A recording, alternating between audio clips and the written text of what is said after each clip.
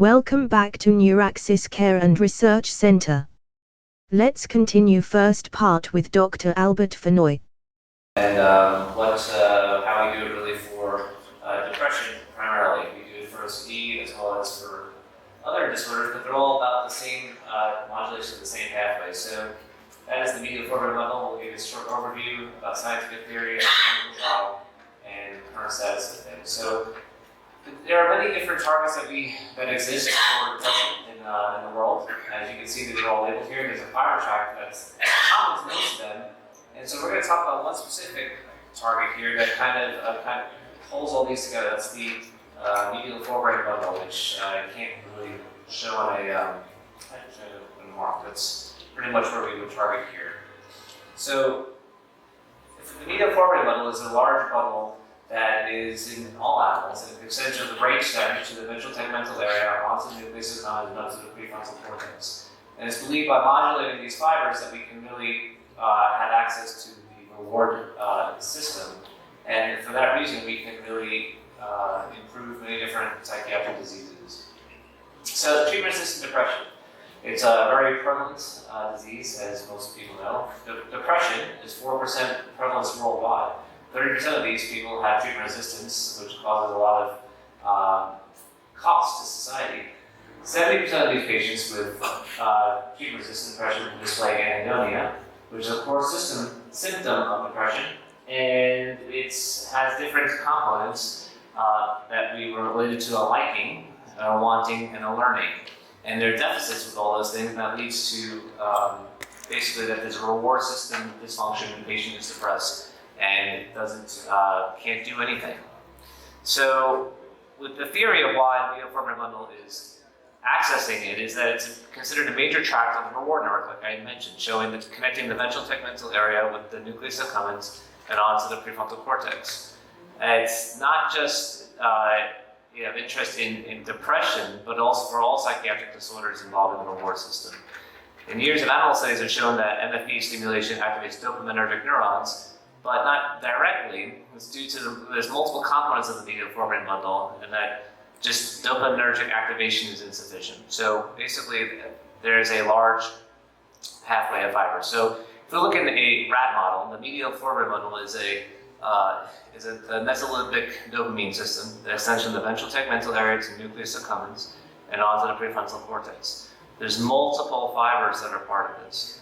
This controls appetitive learning. It has the implicated in the complex emotions like the wanting, desiring, anticipating, and hoping. In anhedonia, all these components or emotional behavior parts are lacking. So these patients in anhedonic depression lack pleasure. So the medial forebrain bundle, it connects these areas that we just talked about, and coursing through the lateral hypothalamus onto the ventral striatum, nucleus accumbens, and prefrontal cortex. There's multiple contributors, not just dopaminergic neurons. And so if you look at the reward pathway, the circuit has been demonstrated many times in the rat. It extends from there are dopaminergic neurons, glutamatergic neurons, and GABAergic neurons. And so if we look at from the ventral tegmental area extending to the nucleus accumbens, there are different neurons, and onto the prefrontal cortex there are more neurons, and circling back. So it's believed that if we're stimulating the neurons that are emanating out from the ventral tegmental area, are we stimulating efferent as well as afferent fibers? And so part of them could be not just dopaminergic, but glutamatergic as well. And that's key because we definitely see the effects are due to stimulating this fiber area that are multifocal. And we have tried to look at using animal models to figure out what exactly we're stimulating to get an effect. And it's not just dopamine secretion. So we believe that the likely mechanism is that by stimulating the medial forebrain fibers, we're stimulating recruiting descending glutamatergic fibers from the prefrontal cortex that are projecting onto the VTA. And the orbitofrontal cortex is likely one of the most likely cortical mediators.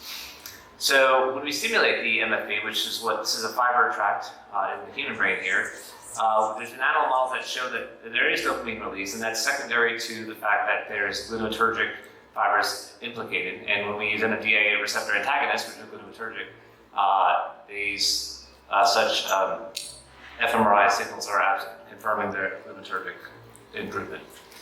So if we look at cortical mediators, we also can see that there's been some work done at UCSF in drug-resistant epilepsy patients where they placed grids everywhere in the brain. And they saw that when they stimulated different areas like the orbitofrontal cortex, patients with depression saw improvement.